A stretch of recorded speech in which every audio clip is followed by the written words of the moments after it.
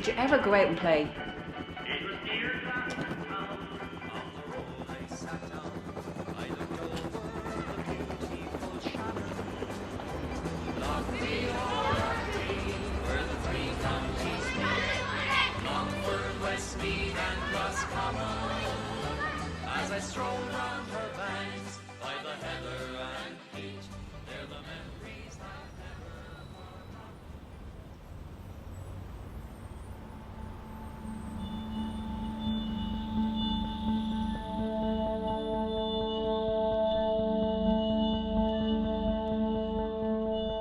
I know it's a long time ago, but it was a different time, and we believed, yeah, you know, we're going to win. We're definitely going to win.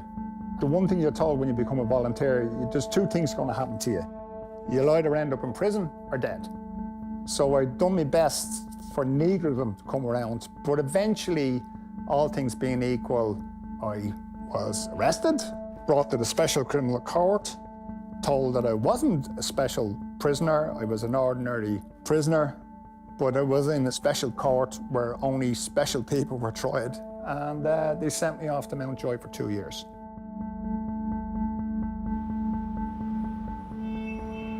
Mountjoy Prison was opened on the 27th of March, 1850. Built largely through the famine years, through the worst years of the famine. So it was a great achievement here to build a prison of its size here. The sole purpose of building Mountjoy Prison was as a depot for sending prisoners out to Australia. Once you came into the gates of Mountjoy, your journey had started to Australia. Now, in 1853, transportation ceased. It then became a convict prison. It was a radial system, radial prison. It has 4 wings. You have A, B, C, and D. And in the centre of the you have what they call a hub or the circle, and the wings radiate out from that.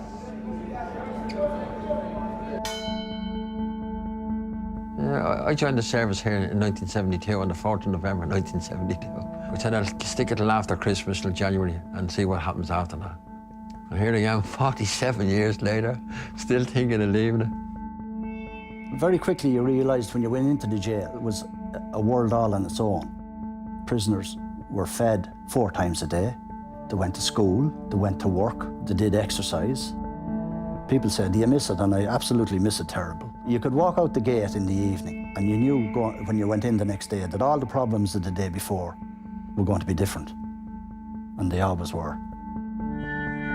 Bloody Sunday, internment, the massacre of innocent people by the British Army in Ballymurphy had the effect of a massive amount of young people, men and women, joining the Republican movement. There was great enthusiasm and optimism. The Brits were really being hammered in '72, and we really believed, you know, that we were going to win. There was no doubt about that.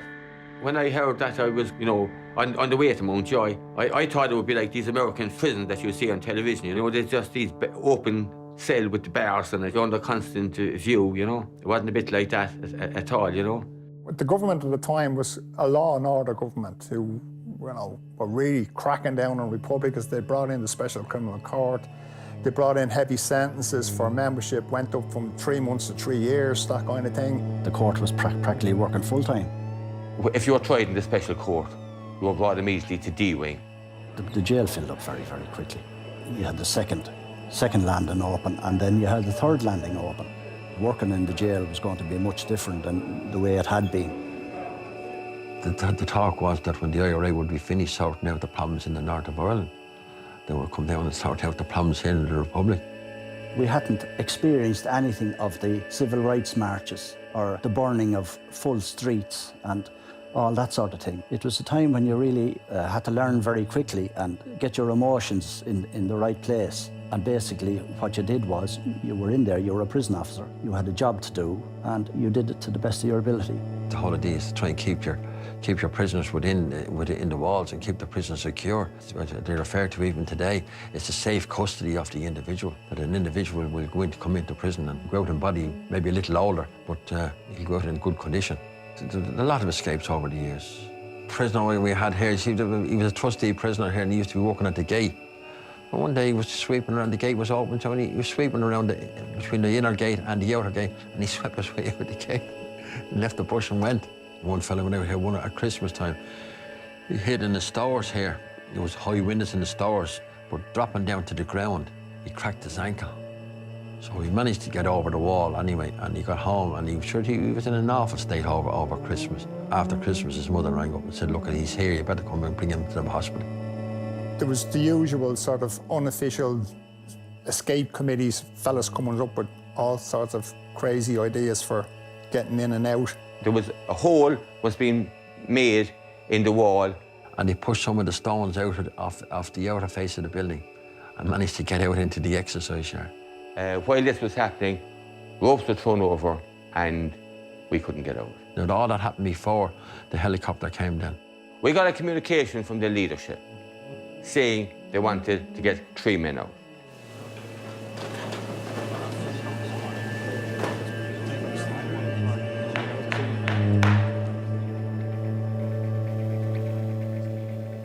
My name is Captain Robert Thompson Boyce. I'm employed by Irish Helicopters Limited. On Halloween, the 31st of October 1973, I was instructed to fly a customer named Mr. Leonard to a farm near Stradbally, County Laois. We flew to Stradbally and I was instructed to land the helicopter in a particular field near a farmhouse. As we landed, my passenger, Mr. Leonard, got out, and I then noticed a man in a white suit with a coloured street map of Dublin City in one hand, walking towards the aircraft.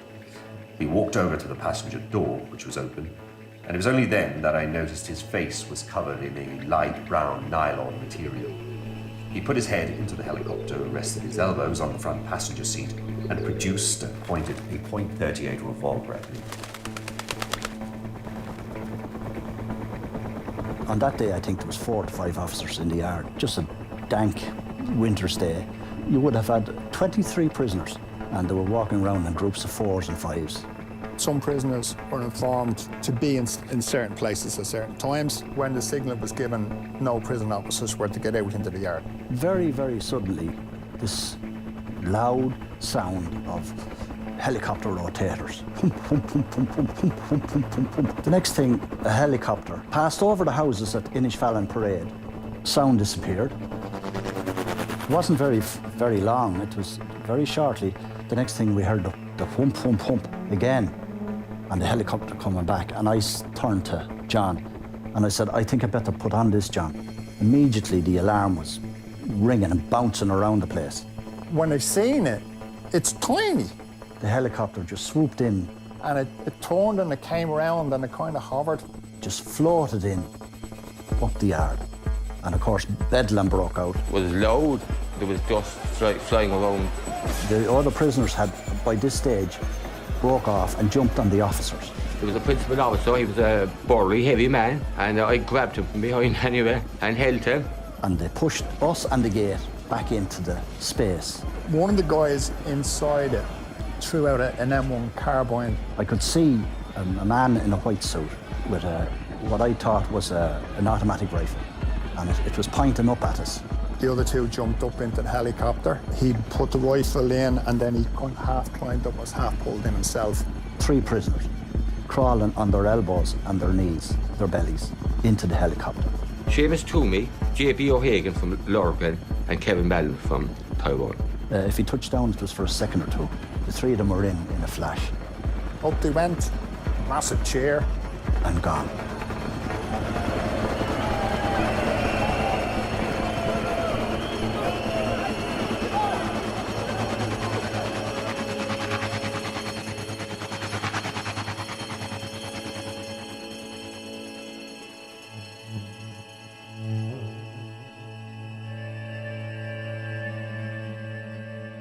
And it was all over within less than a minute. It was so quick. The yard was very, very small. There would have been practically 30 people in it. And then to land a helicopter in the middle of that, it could have gone so wrong. Where he had no room to go north, south, east or west. Cleared the main wall and the small wall. There was very little in it. There was a couple, maybe 5 or 10 feet, but for a helicopter doing what he was doing, and he now had 5 or 6 people in the helicopter at the same time. He had the extra weight. Yeah, it was a marvellous piece of flying, definitely. The chief came out anyway, to count us, and Amy McAmarsh said, "A witch landed here a few minutes ago, and 3 men hopped on her broomstick." I was out prepared the floor. I remarked to the woman where we were. I said, "That's a helicopter and it's very near." So I was hovering over the prison. Little did I know when I came in, I was told there was 3 fellas had got on it. What were you going to do? Jump on the skids of a helicopter and try and drag it back down? There was no way. That was such an area. The rotors where we were standing on the exercise yard, if you looked, you could see the ends of them just whizzing by you 5 or 6 feet away. If you'd run out there off the steps, your head would have been taken off you. They took it well. I mean, there was damn all they could do about it. You know, it wasn't their fault. They done their job. So they were powerless to do anything because they might have, the odd person might have had a baton, but that's about all they had. That afternoon then it was difficult because 3 prisoners had escaped and had escaped quite easy. And we had just had to suck it up, as the fella says, because the IRA enjoyed the evening. Every song with a "Come Fly With Me," you name it, anything with a flight in it was sang all night long. We sat around, we sang every song we could think of with a plane in it. People went around for days afterwards with table tennis bats doing as if they were directing a flight to come in and land. The escape was a great boost for morale, for propaganda. While the government were obviously embarrassed by it, we were absolutely delighted with it. Here we were sort of saying, you can lock us up, but you're not going to keep us here. When we need to get out, we'll get out. After that, they were very worried about them here. They knew that Mountjoy couldn't hold them. We heard a rumour that we were going to be moved to Portlaoise. They could be seen from the upper windows, all the buses pulling in, and everybody got moved to new prison down in Portlaoise. I was given a set of handcuffs. I was given a name for a prisoner up on D2 to go and collect them, put them onto my wrist, bring them and put them onto the bus. Eventually, after the helicopter escape and the prisoners, the IRA prisoners, were moved out of the jail, it took a bit of time to sort of get it back to the normality that existed before the IRA came into it.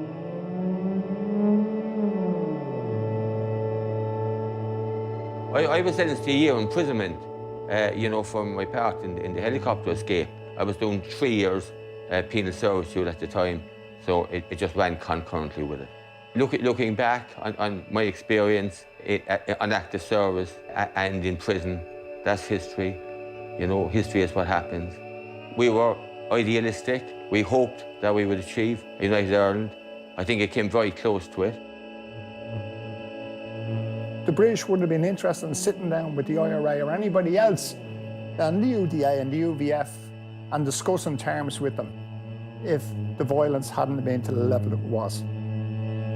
It's sad that it got to that level and that many people died. But as I said, they're different times and people acted in a different way then than they will now. If I think of it now, and it's, God knows how, what, 1973, 2019 now, the feelings are exactly the same. The emotions are exactly the same. Excitement, anxiety. How did they succeed at all in pulling it off? Well, there was quite a bit of excitement, quite a bit of scuffling going on in the prison yard, men running all over the place. Did the prisoners, in fact, have to scatter as your helicopter came down? Well, they did. They moved away from the centre of the yard. And 3 men ran and got in the back, and one of them closed the door. We were away again. I didn't wait too long.